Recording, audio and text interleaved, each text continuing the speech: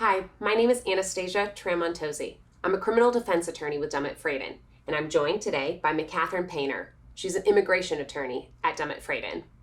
Let's start with driving while impaired or driving under the influences. Those type of cases in North Carolina are considered misdemeanors. In North Carolina, driving under the influence or driving while impaired usually occurs if an individual has consumed a sufficient amount of alcohol, is under the influence of any sort of impairing substance, usually some sort of controlled substance, so maybe Xanax, maybe marijuana. And if at the time an officer pulls that individual over, whether they're already on the side of the road or whether they see them weave in between a line, that individual is stopped. And if the officer believes and has probable cause to arrest them for being under the influence or what they believe they might be impaired by some sort of controlled substance, then they can be arrested for a DWI or DUI. Of course, I would encourage anyone that's facing a DUI or a DWI to come in and actually meet with me or meet with another criminal defense attorney at Dummit Fradin to go over those in detail.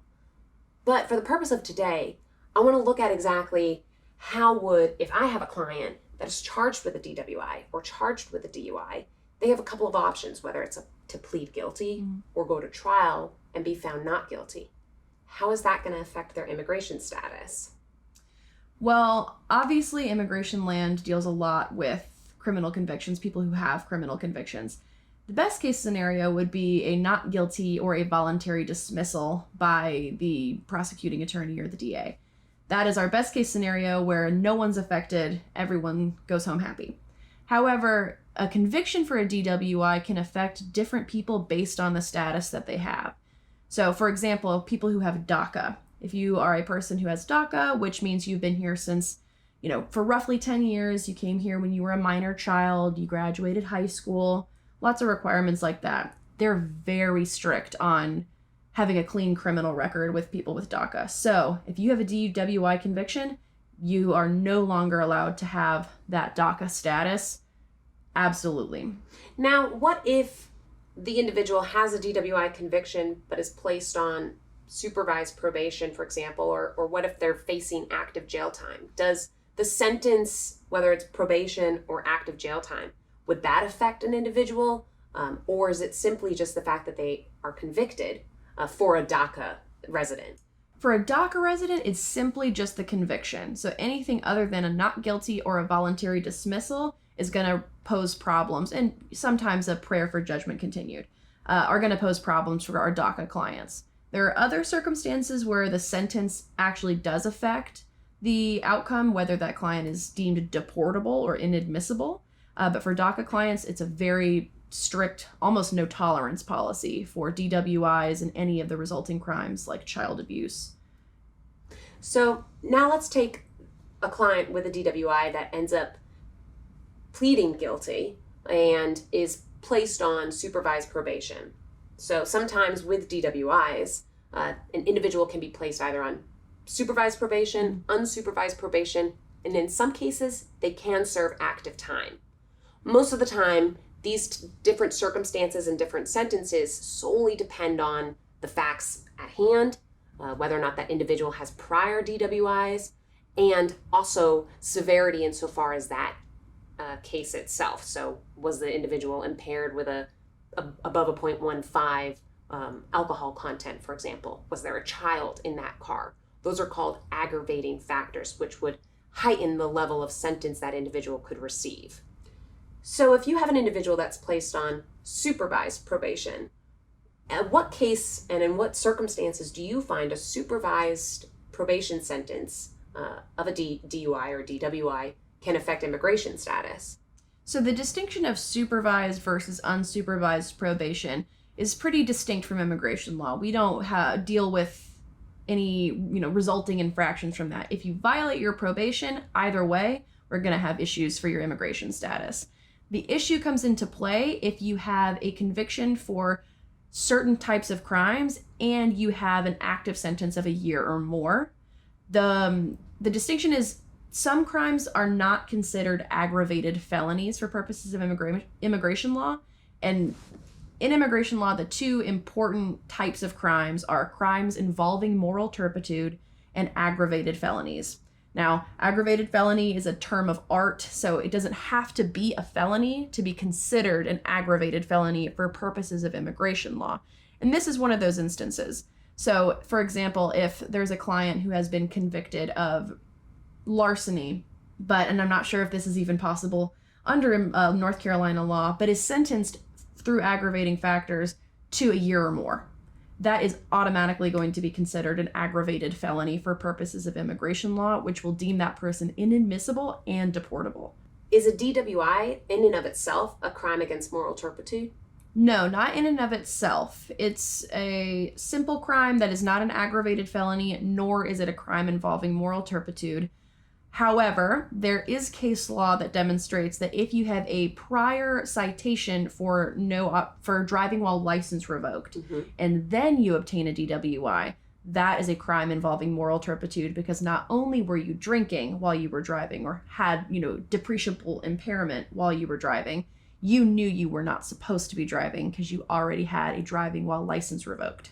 That's interesting that the immigration law would treat that as aggravated factor, as what we would call in criminal defense law, something like not having an operator's license or driving while your license is suspended. Those are aggravating factors that can heighten your sentence for a DWI. So it sounds like there's a little bit of overlap there with a case is going to be more severe, and its impact on your immigration status will be more severe if you have these aggravated factors for immigration purposes and for criminal purposes. So those are definitely things that we will both look at when we have a client facing those type of factors. Absolutely. And especially, we've talked about DACA and we've talked about, deportable, inadmissible, but what if you have no status and you're charged with the DWI? Well, technically, like I said, it's not an aggravated felony. It's not a crime involving moral turpitude. So you're not automatically deportable because of that offense. But if you're living in the United States without status and you get that fresh charge, then ICE will automatically have access to your information and could choose to come and find you. Now, ICE is an agency with limited resources, just like all federal government agencies, but they have the right and they have the information to do so. And if you are charged with a DWI, then it's pretty unlikely that you're going to be eligible for bond in an immigration detention center. Now, as a criminal defense attorney, I know there are some accompanying charges that can often be seen with the DWI, right? Yes, absolutely. One of those charges could be child abuse, for example. So let's say an individual's in their car, they've consumed a sufficient amount of alcohol, or they have some sort of impairing substance, and they're pulled over with a child in the back seat, charged with a DWI, and likely charged with what's called misdemeanor child abuse. The fact that there's a child in that car for criminal purposes will elevate your DWI sentence. So automatically you could be facing some mandatory active time if found guilty of a DWI with a child in the back seat. So let's look at that misdemeanor child abuse charge in and of itself now. Insofar as criminal purposes, a misdemeanor child abuse charge is considered one of the most serious misdemeanor offenses. It is a A1 misdemeanor. What that means is if an individual has an absolutely clean record, they still could be facing mandatory jail time. Ultimately, we would advise speak to a criminal defense attorney about a child abuse pending case so that we can advise you properly on the next steps. Insofar as looking at pleas of guilty or being found guilty of a child abuse crime, how does that differ from being found guilty of a DWI, if at all? And what are some important takeaways for clients? Let's start with DACA residents. For DACA residents, if they're charged with a misdemeanor child abuse and they're found guilty of that, or they plead guilty, what kind of consequences could that lead for them? So like with the DWI, it's very cut and dry with DACA. You get a child abuse charge, DWI, even some reckless driving, and you are ineligible for the program and you are living without status in the United States from that point forward. Once your status expires, forward. If you are eligible for other kinds of relief, like maybe you're married to a U.S. citizen and you are eligible to get your green card that way, if you have a misdemeanor child abuse conviction, then that is going to change the game as far as your process forward. So unlike with the DWI, you're going to need a waiver, or in Spanish, a pardon, for this particular charge. And what that involves is saying, hello, yes, I have been convicted of this misdemeanor child abuse charge. I take absolute responsibility for my actions. Here's how I've turned my life around. And apart from that, here's why I merit a positive exercise of discretion. And you should allow me to overcome this inadmissibility and obtain my green card. Now, so for some things, when a client is trying to prove those type of to show, that they have overcome, they've changed their ways, they take responsibility. Are there certain documents or certain parts of their application that they can gather together to help with that application? What are certain things that you're telling your clients to gather, or what information do they need to show that? Absolutely. The big one is going to be if that person had any sort of a substance abuse issue, then showing that they, maybe went to a rehabilitative center, maybe they go to a support group and have some sort of, like I know in AA, they do chips for the time in which you've been sober, or just any sort of counseling demonstrating that you've sought help for this problem and that you're a human. You really want to humanize yourself quite a bit. That's really interesting. And especially as a criminal defense attorney, substance abuse, AA classes, for an individual charged with, let's say, a DWI and a child abuse, those are going to be courses that I'm going to recommend. I'm going to want my client to take substance abuse classes, to get an alcohol assessment, in order for us to try to keep their sentence lower, in order for them to look good in front of a judge, and also in order for them to feel better as a person and improve. We want the ultimate best thing for that individual as well, not just in the courtroom, but in life. So I can see how important it is that we're communicating about our clients too, so that our clients can do proper procedures and set themselves up both for their criminal case, but also for their immigration status. Absolutely. Working in tandem like that is very beneficial for both your criminal process and your immigration process, particularly for the ease of the client's time. Clients who see you often are in some of the most stressful points of their entire life. And so if they're going to go through this emotional journey of taking alcohol, assessments, or going to AA meetings and courses, then they're probably not going to want to have to do those things multiple times. Right. The benefit of a client coming to a firm like ours, like Dummit Fradin, is that the teams work so closely together. So we're able to, kill two birds with one stone, as it were. Absolutely.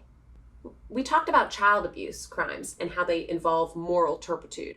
There are a number of different other crimes that involve crimes of moral turpitude. Absolutely.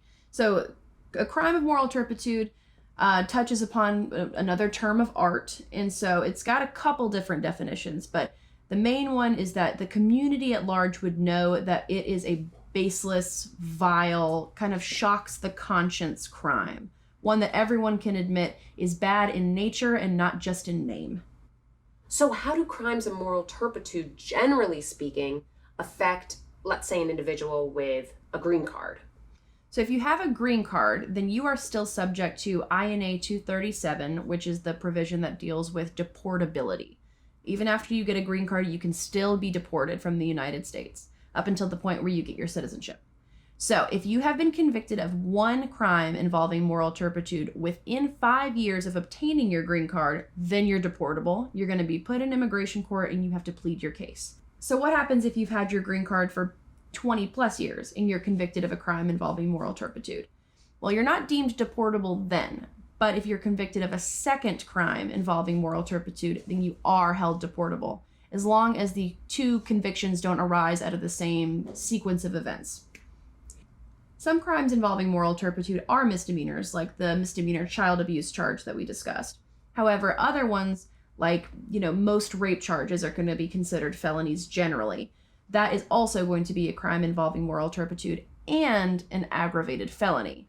But aggravated felony, like I touched upon, doesn't necessarily mean it's a felony as defined under state law. And how would you define a felony? That's a good question.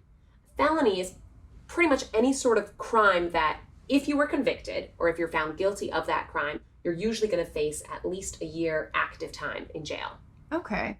So aggravated felonies are considered, have a lot of felonies in them under that definition, but they also can include misdemeanors. So if you are convicted of any crime involving violence, that could be an aggravated felony, even if you don't serve a year or more active time, or if it's not designated a felony under any sort of sentencing guidelines or other state. So that would be one thing that having, a criminal defense attorney and an immigration attorney working in that same office as Dummit Fradin does, we can advise a client with immigration issues and a client facing criminal charges, whether it be a misdemeanor, whether it be a felony, that crime, based on what that crime is, might be considered an aggravated felony, even if it's not an actual felony for criminal purposes. Absolutely.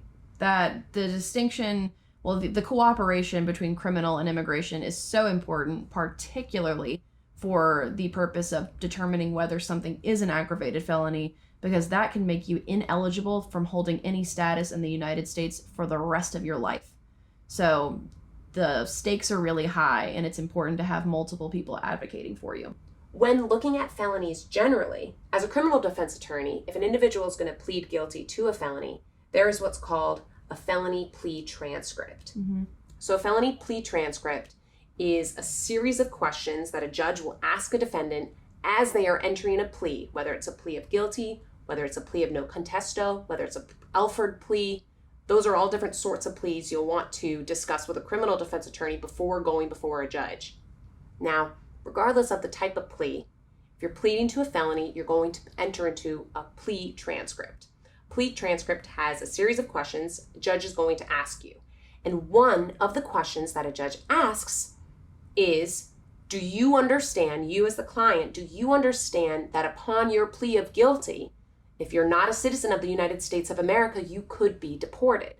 So one of the things I need to advise my clients, if they're pleading guilty to a felony, is that if they are not documented or if they are not a full citizen yet, so maybe they have DACA or green card, but they're not a citizen yet, that they could be deported. How else could they suffer consequences by entering into a plea of a felony, just generally speaking? Well, I know for a lot of clients, pleas such as no contesto or Alford pleas are very important for their conscience, for how they're, going into this plea agreement. But it's important to note that distinction, and why don't you hit on what that distinction means? A guilty plea versus an Alford plea. That's a good question. So when an individual pleads guilty or no contesto or Alford plea, each of those three different pleas does mean something different in a criminal context. Mm-hmm.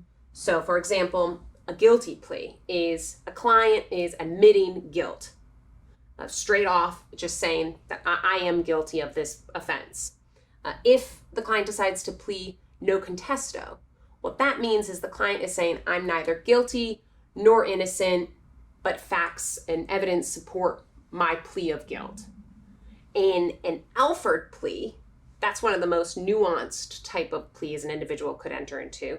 In an Alford plea, an individual is saying, I'm completely innocent.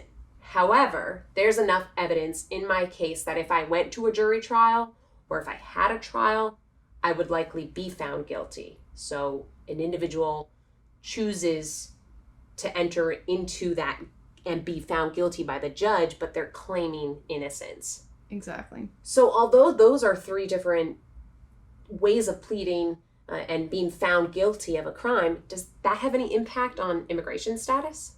So it does and it doesn't. So you can use like an Alford plea or a plea of no contesto to say, hey, I know you're trying to deny my benefit based off of this conviction, but I never admitted that I did it. Right. However, it can also work against you because a crime involving moral turpitude or can be something that has to do with, like I said earlier, the sentencing, how long you're sentenced, aggravated felonies as well. So if you're convicted of something under an Alford plea, or you plead under an Alford plea and you serve 5 years, you're automatically going to be deportable whether or not you accepted, responsibility factually for the events that unfolded.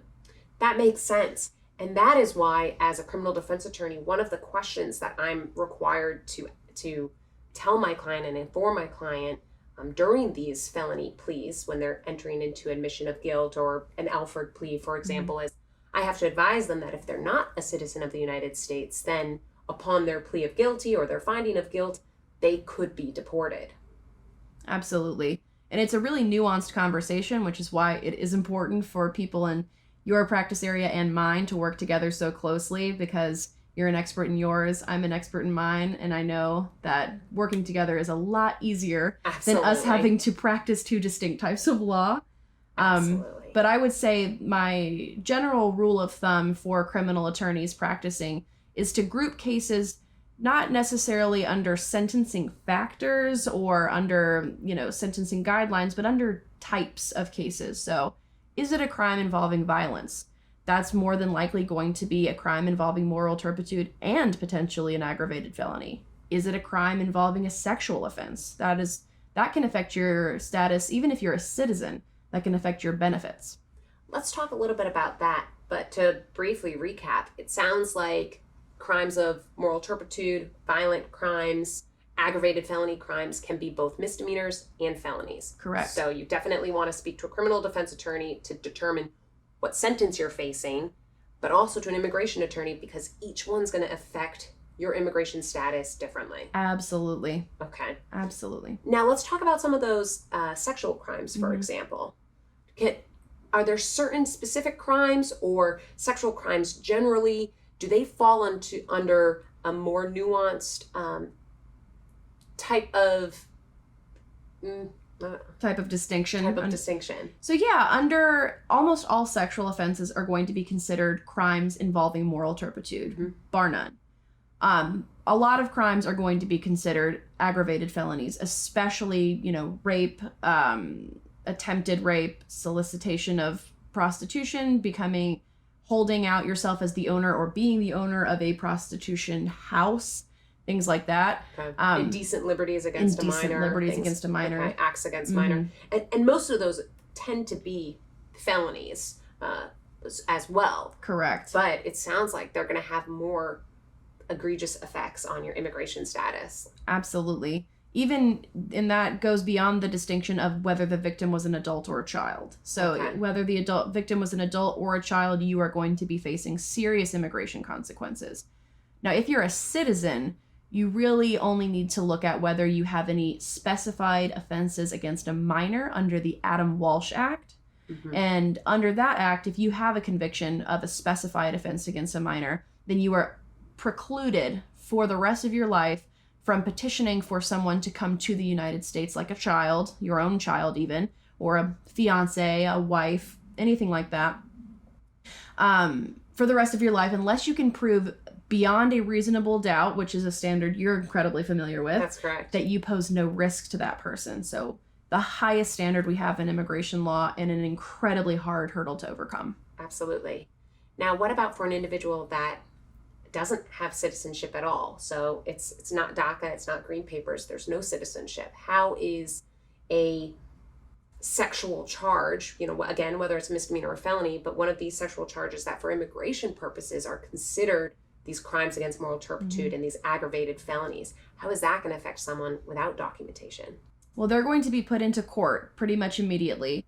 And like I said earlier, they're going to be issued a notice to appear, which is the charging document. And much like in your line of work, they're going to have to present a defense.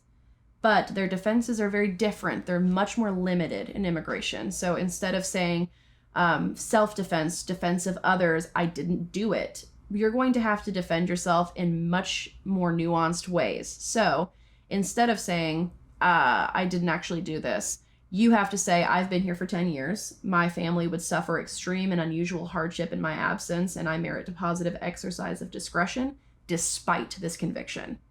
So you have very limited options like the La Ley de 10 años or cancellation of removal, asylum, but that's under limited circumstances, and other, somewhat waivers like for victims of domestic violence with these convictions. I'll definitely tell my clients to come and talk to you if they have any issues with immigration and becoming a citizen, because it is so nuanced. Likewise. Yes, it is. Now, what about someone with DACA or with a green card? Mm-hmm. Does it change? Are they in a position where they can gain citizenship more easily, even with these sexual crimes being on their record? So if you've got those sexual crimes, you're almost always going to be subject to deportation. And that is your number one battle. Even if you have your green card and you want to be a citizen, we want to put the citizenship on the table, off the table, and then deal with the fact that you're likely going to be facing the revocation of your green card. If you have other minor offenses, then you can still become a citizen, but we like to say that you should have a clean record for 5 years preceding any application. The statutory window to be able to look back into your record for an application of citizenship is 5 years. So even if you have a no operator's license or you have a DWI, we recommend you wait 5 years after the disposition of those charges or citations to apply for your citizenship. That makes sense. Now, I know after this conversation, I'm sure you're thinking, are there any charges that don't affect one's immigration status? And the answer is yes. There are plenty of charges and citations that are rather benign, such as, speeding or no operator's license, even assault on a female, DWI, like we discussed earlier, and simple possession of marijuana of a small quantity. Those are rather small offenses that are not likely to affect your immigration status unless you have DACA, in which case they absolutely should consult me. So we both see clients that have criminal charges from the past come into our offices looking for help either on a new criminal charge or help with immigration issues. Sometimes, as a criminal defense attorney, some of their prior crimes, whether it's 5 years ago, 10 years ago, 15, depending on the type of crime and depending whether or not they're eligible based on their whole entire criminal record, we might recommend an expungement. And an expungement is something that essentially cleans the record. It takes a charge, removes it off of that record so that your basic everyday employer, the landlord, job applications, things like that, they're never going to be able to see that charge on your record.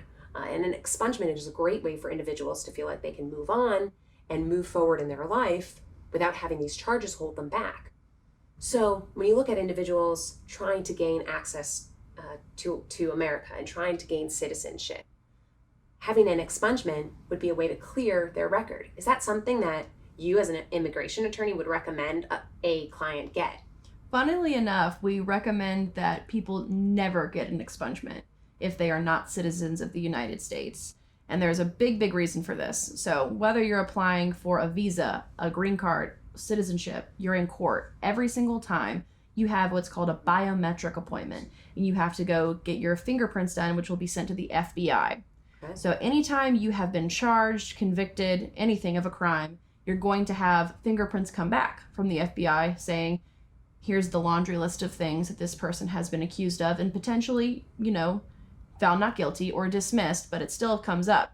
The government's going to ask for proof. What happened with this charge? You were charged with manslaughter. What happened? And so we have to be able to say that was dismissed or the client was found not guilty or what have you. After an expungement, however, those records are gone. At least in North Carolina, they're completely, it's if they never existed. Absolutely. So now I have no way of proving that my client was not convicted of that offense, and it's unlikely that the client maintains those records like 15 years after the fact for ease of access or just for wanting to be completely done with that phase of their life. We have no access to those records, and that's going to pose a problem for immigration who wants an answer. Absolutely. So now I know if I have a client that comes in with prior criminal charges, whether it's convictions or whether those charges were dismissed, I know that I'm going to advise them not to get an expungement. Absolutely. That is of the utmost importance for any client who wants to pursue their immigration status in the United States through citizenship. Well, I've certainly learned a lot that will help my clients in the future. If you're not a citizen of the United States and you have prior or pending criminal charges, please contact an experienced attorney at Dummit Fradin today.